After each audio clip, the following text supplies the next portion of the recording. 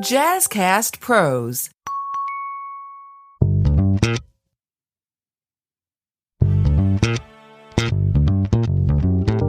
Welcome to the Healthy Illness Podcast. I am your host, Kelly Marie, and this season is all about movement. The Healthy Illness Podcast is all about helping you develop healthier relationships while living with mental health conditions. I am Kelly Marie, and I live with mental health conditions, using my life to help you make better decisions and build those healthier relationships. This season is all about movement, and today our guest is Robert Devereux. If you've been with me for a while, you have been here when we have discussed Shikari Richardson, Simone Biles, and Naomi Osaka, and what mental health means in the sports world. So Robert has been our foremost mental health sports analyst and is here to discuss his love of cycling and how cycling helps him establish and create a better mental health space as a Black man in America. Like, subscribe, and share. If you get something out of the podcast, let me know. You can send me an email, kellymarie@frontseatlife.com. Also on IG and Facebook at The Front Seat Life. So, Robert, thank you so much for joining me. It is always a pleasure to have you here. I think it's important for people that don't have a mental illness, that don't live with, a diagnosed condition, to share their stories and talk about just mental health, because it's not about the diagnosis. It's about just being mentally healthy. So what does that look like for you? Thank you for inviting me back. And that was a couple of years ago when I was on the show. And just look at the turnaround with Richardson. She was demonified, like, oh, you raunchy, dark girl, you all this weave and nails. How dare you smoke weed and try to cope with death in your family? Now look at her. Billions of dollars from Nike. Pretty much the poster child of the Summer Olympics in Paris. Time heals wounds. Won't he do it for you? You're never in the same space. But regarding me, yes, I have not been diagnosed. I'm out here in the world as a middle-aged Black man with all of its joys and pitfalls. Yeah, you just try to get through the day without slapping somebody or going off the deep end yourself. So, it looks, of course, we're not monolithic. It looks different for everybody. But for me, I find solace in having a comfortable space, which means my living quarters, my apartment. I find that is my refuge. I've designed it where that's where I block out the world. I allow whatever medium, be it music, television, what have you, or even people calling me. I control that when I'm in my house. So that's where I find comfort. So if you catch the clip on IG or Facebook, you will see the Cloffice, which is his closet office. Is one of my favorite rooms because you see all the shoes. Tell people, and that is not like the purpose of our time today. It's really to talk about cycling and movement and health. But I just need you to frame this space that we see. So that means you have to head over to IG or Facebook to check this out. Tell us about this space. So this is, as Kelly stated, this is my cloffice, my closet and office. So I do my full-time job. Sometimes I bring it home occasionally. So I do work here. But behind me, it's a collection of dress shoes, casual shoes, boots, sneakers, books, side memorabilia. That's a Venus Williams sneaker. This right here is a medal I got for partaking in a ride around oh, I can't, I'm blocking it out of my mind because it was so difficult. It was 40 miles of just madness.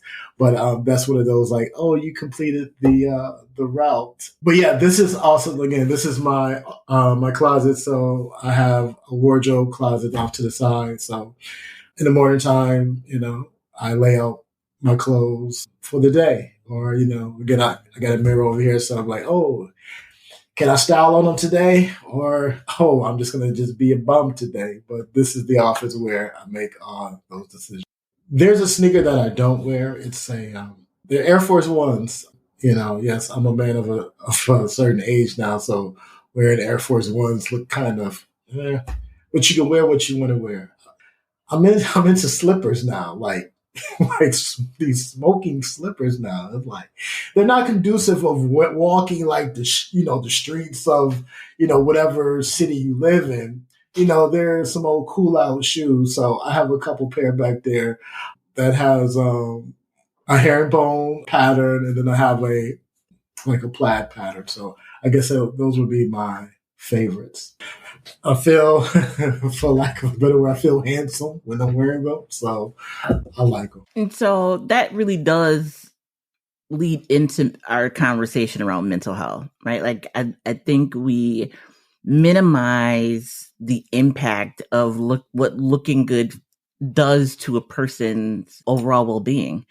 You feel good, you look good, you're wearing something that you love or like, and it looks good on you. How do you, when we look at this whole picture of mental health and talking movement for our season, include this same, I'll say persona, which is not the right word, but the same type of care in your fitness routine? So you like to bike. Do you say biking or cycling? I say biking because I don't feel like a cyclist. I just ride my bike.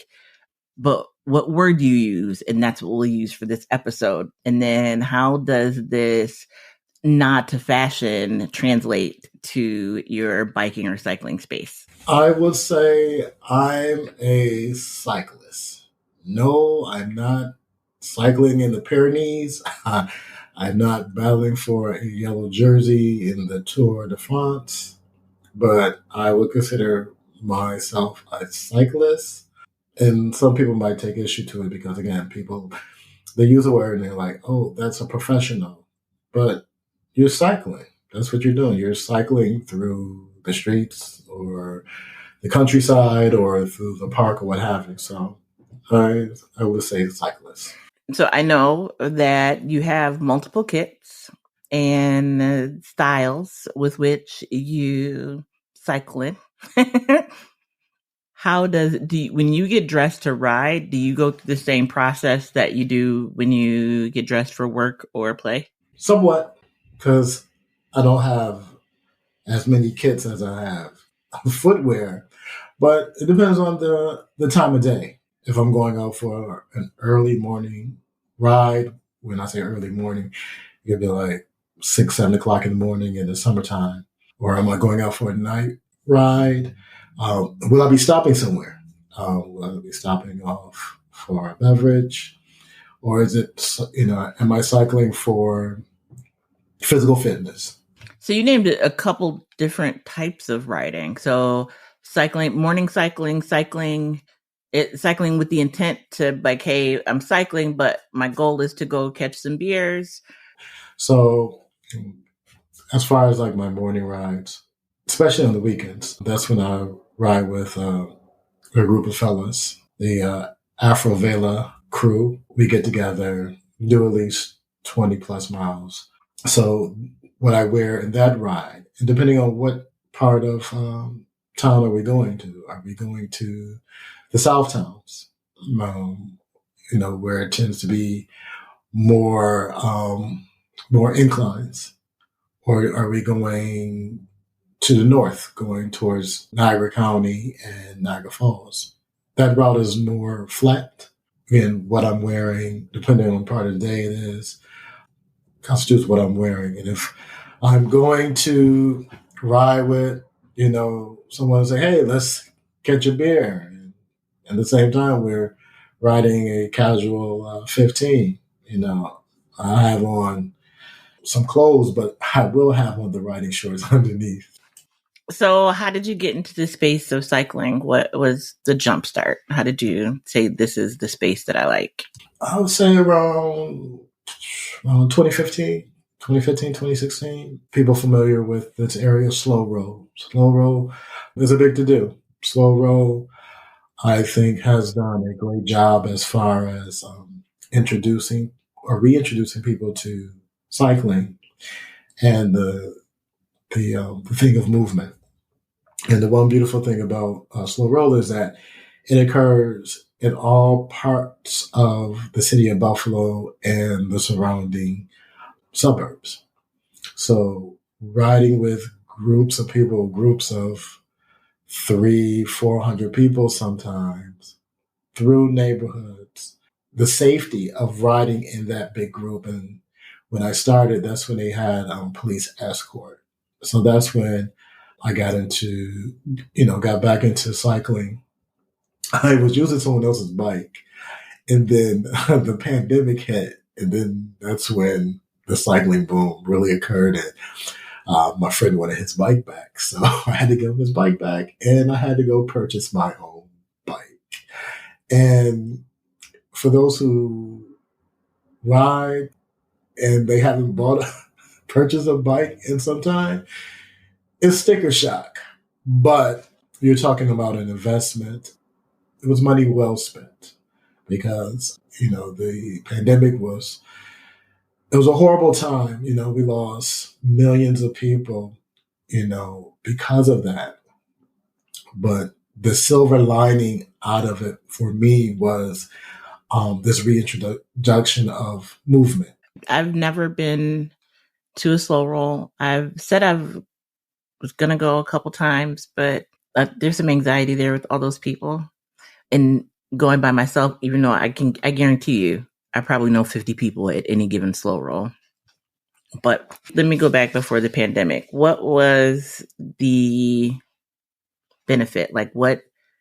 Why go back? Yes, it reintroduced you to cycling, but what did you get out of it? So I will keep referencing, I'm a man of a certain age. So as far as physical fitness, there's certain things I'm just not going to do. You're not going to see me at Delaware Park talking about I got next, and then go out there and rupture an Achilles. That's not going to be me. So it's like, what do you do at this age? I have some sticks. I have, golf, but not to the level of being comfortable and going out there on a regular basis, So what else is it, do you play pickup soccer over at LaSalle Park? No, that's not I like to watch, but that's not my thing.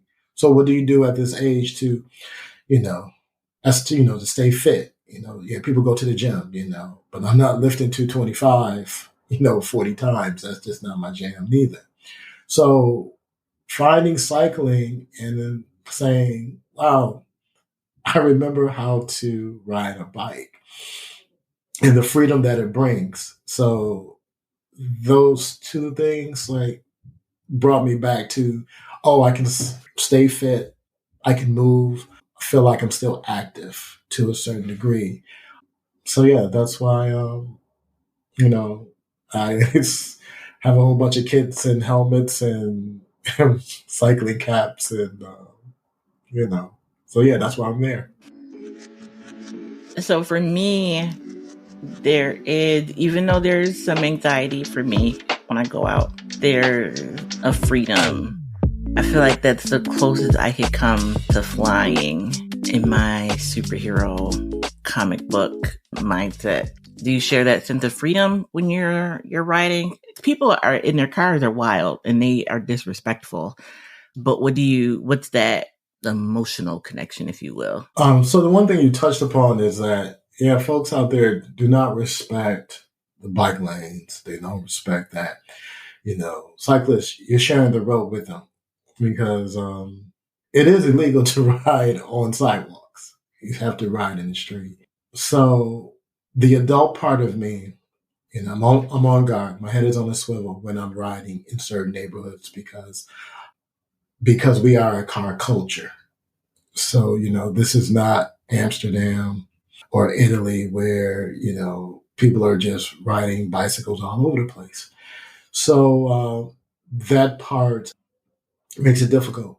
But the one thing that I tap into is that childhood feeling. When you was a kid, depending on if or when you learned how to ride a bike, when did the training wheels come off? The training wheels was the safety net. And then when you got the training wheels off, it was like, oh, I'm a big kid.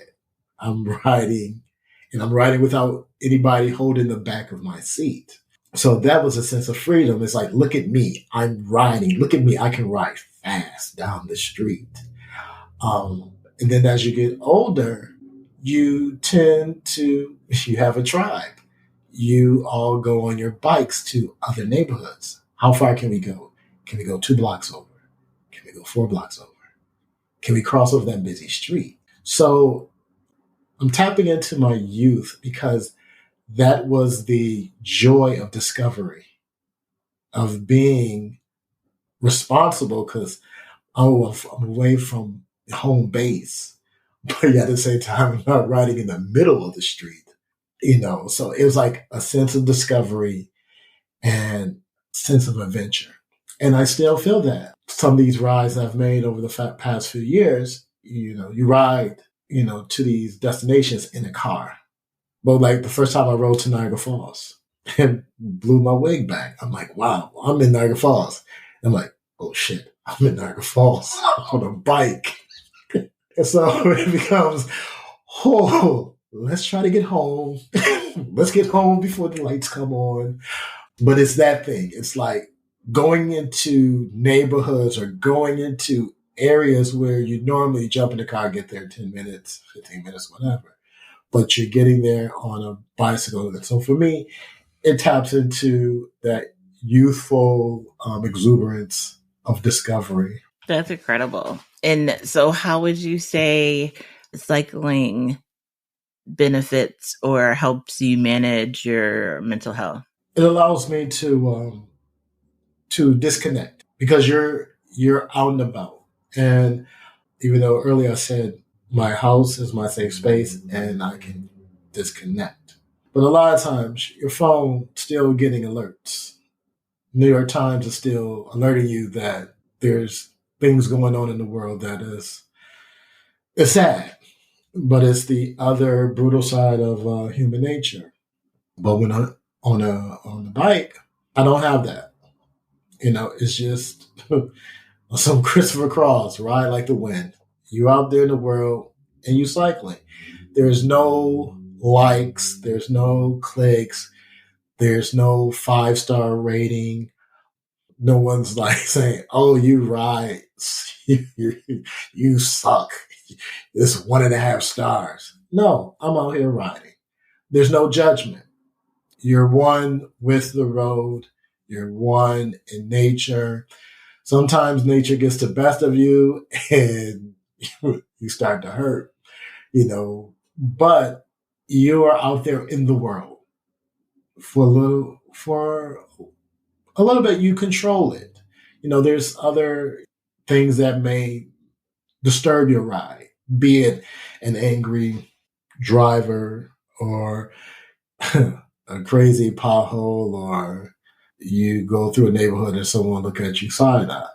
Again, that's the other side of human nature. But being out there in the world, in the wind, it's freeing. And, you look forward to what's the next ride. Well, we've been out together and, that sense of adventure, the sense of freedom, that sense of camaraderie is there. And there's, a couple times that I've had that kid feeling like, oh, we've gone too far, right? Like, oh, I see signs that this ain't safe.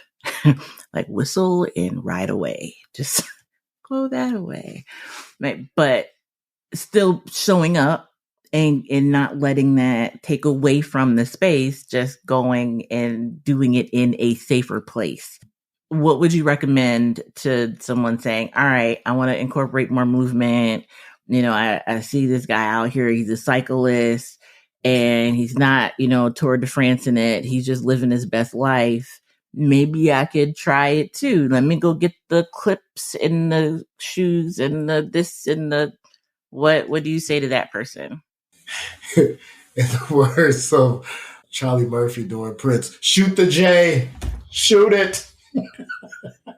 Do it. Just do it. And because it's not a judgment thing, you can ride around the block, ride around the park. The beauty of the city is that there's a number of trails. Put your bike on a car, put it in the trunk, put it on the hood, whatever. Take it to a park and ride around that park. Just do it because I say it's liberating. Because again, there's no judgment. It's not about how fast you go. It's not how far you ride. Just get out there and do. I know some people are like, yo, that seat is hard. I don't feel like buying those clothes. So yeah, you might not do 30, 40 miles. You might just do 4 or 5 miles. But I would be one to raise my hand and say that this is a fun, liberating, enjoyable experience. I know people who didn't think they was going to ride and then they ride every day. And then you have people that ride once every blue moon. But if you're looking for activity, if you're looking for movement, try it. I see people jogging up and down Elmwood every day. I can almost set my watch to when I come across people. That's their movement, and that's their enjoyment, and that's their healthy and quiet place. So yeah, so for me, my happy, quiet, childlike place is cycling. As you were talking, I was just remembering the bike ride out to the beach.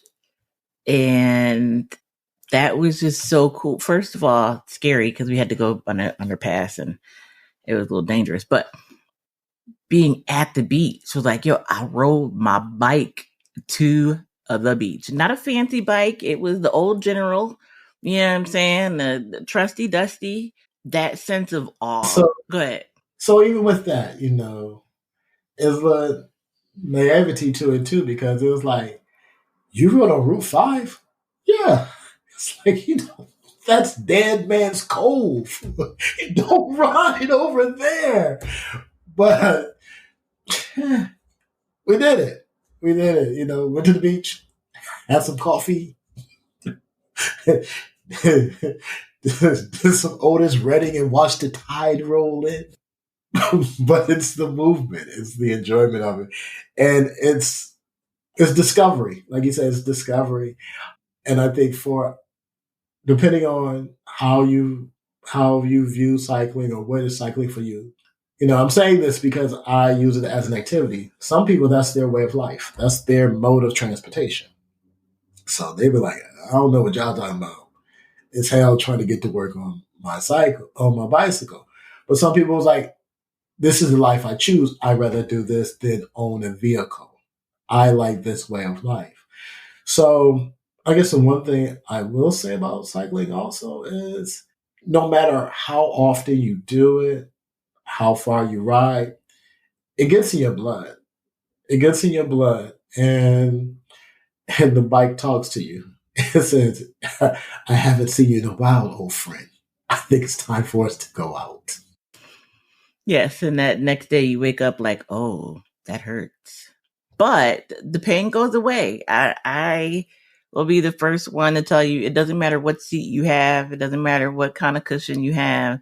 You ride more than 2 blocks, you're going to feel it the next day, which is okay. It's all right. It goes away.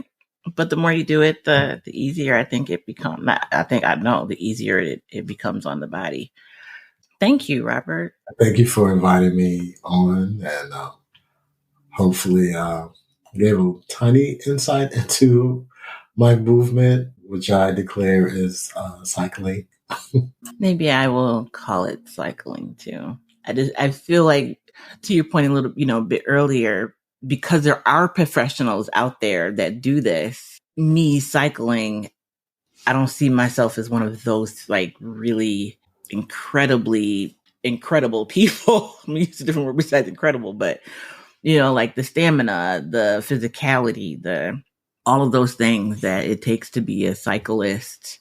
But I mean, a cyclist is a person that rides a bike. So yeah, because as we're talking right now, there's someone shooting a 3-pointer, say Steph Curry. They're not a pro basketball player, but they're a baller. So facts. Well, thank you so much for joining me. Thank you for just telling us about your journey towards a healthier you through cycling and shoes. That's all I got. Until the next time, if you are in need of support, right? You don't know who to call or kind of where to go, you can dial 211 on your phone or go to 211 in your browser, and they will help you connect to resources. If you are in need of someone to talk to, you can dial 988 or text 741-741 on your, texting. So you'll be texting on your phone, and there is someone there that is trained to listen and to support you during this tough time. You're not alone. And there are people out there ready 24 hours a day, 7 days a week to confidentially help you through this tough time. And so I encourage you to, if you need help, ask for help, because help is available. Robert, again, thank you so much for being here. Until the next time, be the light.